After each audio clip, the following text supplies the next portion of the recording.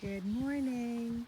So we were just chatting about death and about Charlie, and you said some really beautiful things as a death doula trained about what we should consider when we have somebody in our life that's passing. And I asked you if I could record it because it was just so good. So what were you saying about the death process and what people should consider when they've got somebody that's passing? Okay, thank you. First of all, thank you for having me here today. It's so beautiful here, and to be here is amazing. I Um, know we're in real life. um, but basically, what happens a lot of times with folks, whether it's family or somebody you know or somebody you're related to, a spouse or whatever, is passing. People just don't know what to do, or they don't know how to feel about it. And basically, what what it is that when you're with somebody that is passing, that's going from this realm to the next realm, it is an absolute honor to be there, be present with that person. And they may not be awake, they may be sleeping or not able to speak or open their eyes, but they hear everything that you say. And to be there with them as they're going through this journey that they're going through from this realm to the next is such an honor. It's such an honor, and I wish more people would understand that. And it's not about you, it's about the process that they're going through. It's their death. They had their own birth as they came into this world. This is their opportunity to have their own death. And we can allow that to happen as a loved one or a family member. So music, you So, were talking about if they loved flowers, if yeah, they loved a particular kind of music. yes. And so when somebody, especially if it happens quickly, somebody's in the hospital and they're passing, and you're trying to, you know, understand what's going on. Basically, it's your opportunity to give that person the gift of them passing in a way that they would want to. Yeah. So, in other words, even if you haven't talked about it with that person, about what they want, you can play some music of theirs, their favorite music. You know what they loved, and maybe they loved pictures of their family or flowers, or, hold their hand. A lot of people don't want to touch the person or don't feel like they should. Climb in bed with them, I did. snuggle up. They can hear you. And also, if there are people in the room that you're in that are talking about things that are negative, or maybe complaining about things that are happening in the hospital or whatever is wherever you're at, they need to go somewhere else, because that person that's passing can hear what is going on in the room. They might not be able to respond, but hearing is the last thing to go when somebody's Can passing. I saw this on Facebook the other day. It was talking, I think it was on Oprah, about estranged, where it's sort of a thing that's happening right now with estrangement with adult children and parents. Is that the time for a child who maybe has been estranged? Would would the person passing welcome? That's a really good question. So when we are passing, um, the person that's passing is going through a process of, before they actually go, they go through a process of kind of settling things in their life. So let's say they have an issue with a child or a parent or whatever that they haven't settled yet. It actually is beneficial for that person if the child or whoever they're having a problem with can come and actually talk to them and help them settle that before they go. And you'll see that with a lot of people that take a long time to pass. They may be talking, they may be saying something, or they may say somebody's name or something. You basically go through a life settling. So like what you did with Charlie was that you talk to him about the things that he was worried about when he Yeah. would not be here anymore, and you said, you know, here's what it's I'm okay. gonna take care of I'm it, going to yeah. take care of it. You don't have to worry about that, because he was. You know, that's what you do when you're passing. It's like Yeah. a whole realm of things, and it also could be relationships that you're trying to, you know, that maybe you've had a bad relationship with somebody. Could be somebody way in the past. So it depends on the person, the two people, um, um, you know, but it may help the person passing if, you know, if an estranged child would come and talk to them and say, you know, I love you even though we didn't have a great relationship, and you can, you know, I'm here with you as you go into the next realm. Do you think when they pass, that they're still with us, or is there, like, I've heard that there's a few days that they're sort of sorting things out. What's your take on it? My take is I think I honestly think they're always with us. I think that they are traveling from here to another realm, but then they kind of, once they get there, they can kind of come back. My dad, when I was 5, he was 29 in 1968. He went fishing with 3 of his buddies up in northern Maine, and they left on a Friday, and nobody came home on Monday. And so my mom called the game warden. My mom was 25. My mom called the game warden, and they went up and discovered that all 3 men had drowned together. That was 60 years ago, and he's with me.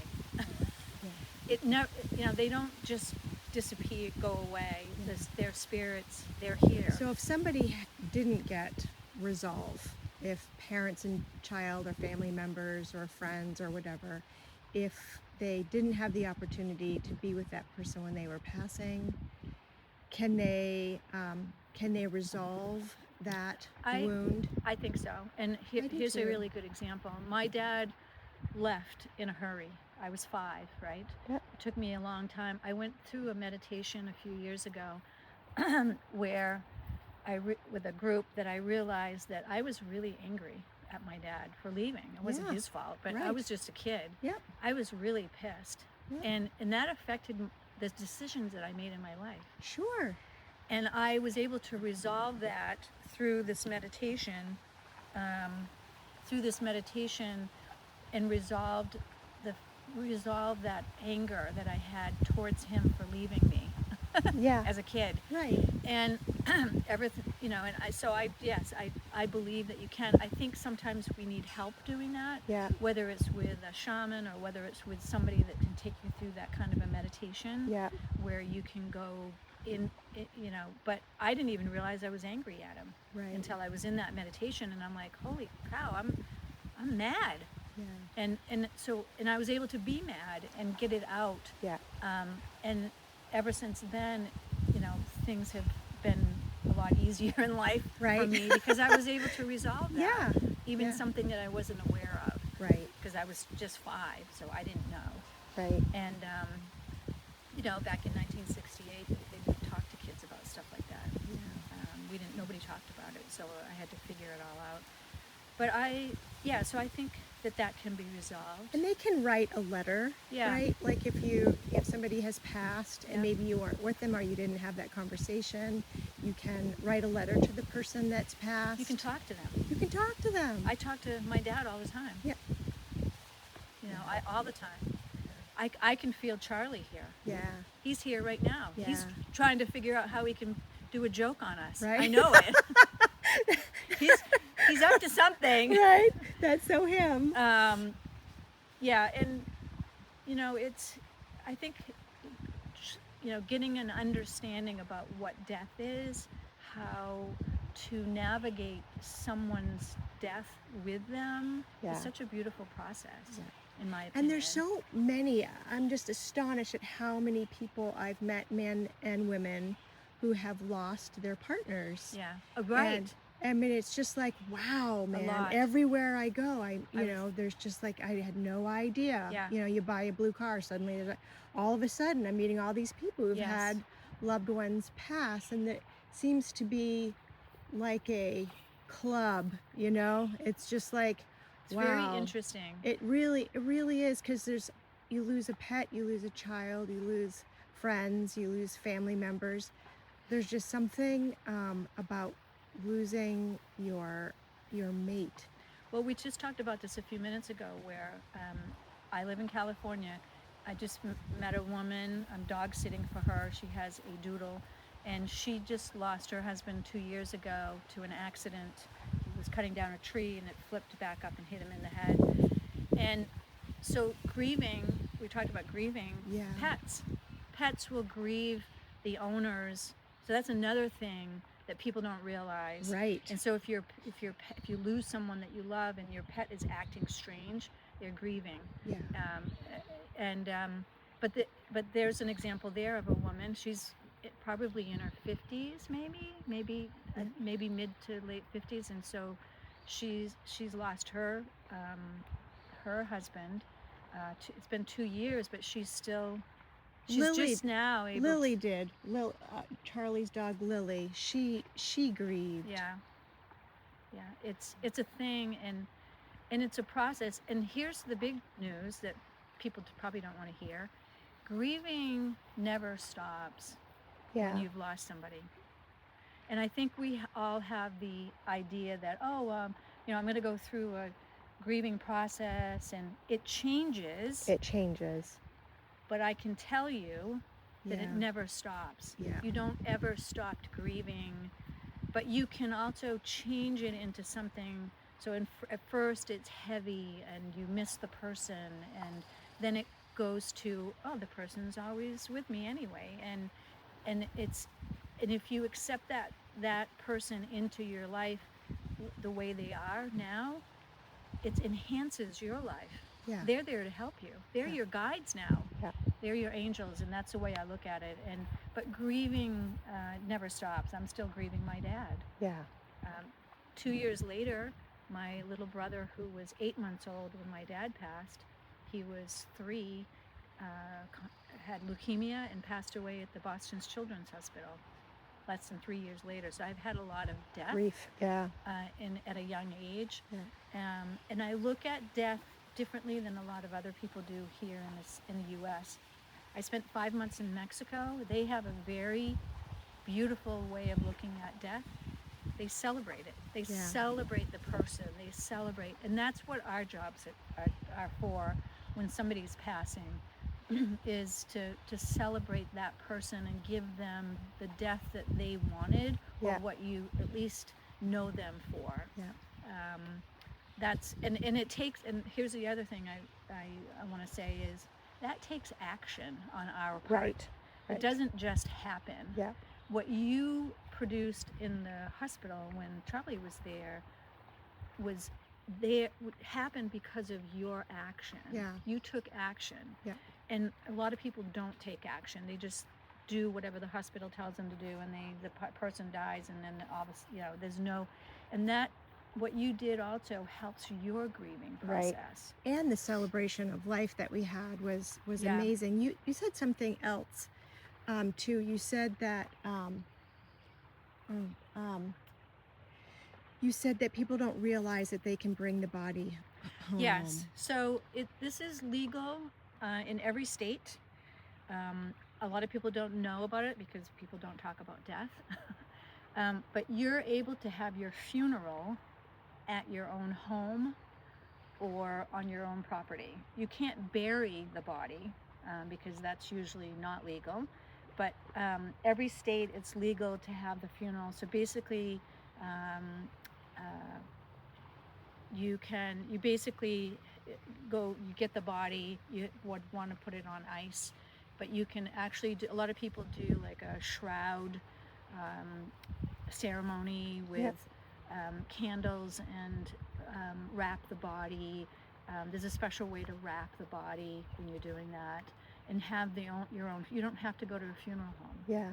You don't have to go pay a funeral home. Yeah.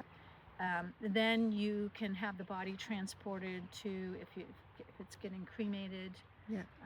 you don't have to buy a casket. You can make a casket. I mean, there's other ways of doing things, but people To make it a more sacred thing yeah, instead of. and I think when also you're grieving, you're just like, let me throw some money It's- at it because I don't know what I'm doing.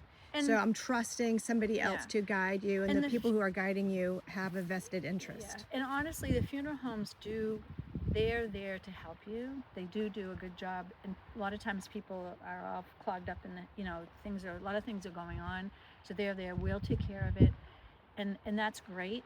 I'm Yeah. not downing or dissing the funeral Yeah. homes, but But it in your isn't- preparation before then, before you're drowning in grief and emotion, that you can be thinking about these Correct. things, educating yourself Yes. in advance, Right. so you know what your choices are, Yeah. and you can plan and plan. The thing that struck me after Charlie passed, what I would just tell anybody who would listen, hey, do you have an advance directive?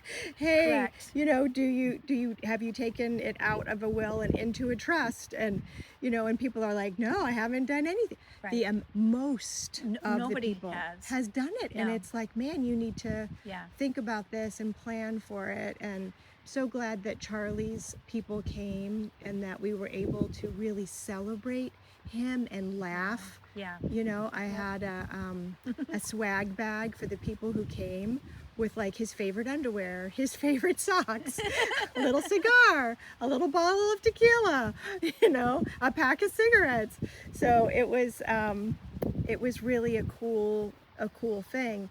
And I wish for me that people celebrate, that it's a celebration. Yeah, it kind of reminds me of in Mexico on November 1st is Day of the Dead. And what they do, and I was able to go to people's homes in Mexico, Puerto Escondido, and see what they do. And they basically set up an altar. They use a lot of, what is the name of the flower? It's an orange flower. But they put out whatever the person liked. Yep. Cigarettes, Camels, alcohol, yeah, food, right? whatever that person Yeah. liked, and it's out there for like Sour Skittles. it's like it's out there for 2 weeks. They light a candle and do a prayer every night. But Yeah. every household has an Their own altar for altar? the people that have left. Oh, I love And that. then they do big deal altars like in town. Yeah. It's like a big and they celebrate. It's like people are celebrating. Yeah. It's not a it's a celebration of that person. It's not a heavy, sullen, dark energy. Yeah. It is a light celebration of the gift of that person's Yeah, life. were they I love funny? Were they, what are some of the, stuff like things like that? And yeah, and the reason we grieve initially, and the reason we're so sad, and the way to look at it is that, yeah, we're sad because we don't get to spend time with that person in this physical world Yeah. anymore. But my belief is that person is always here. Yeah. That person is always. I talk to my dad all the time. When And, I feel my bad grandmother. that I'm not getting baby kisses on my forehead or whatever, I can still feel it, so I can still feel it.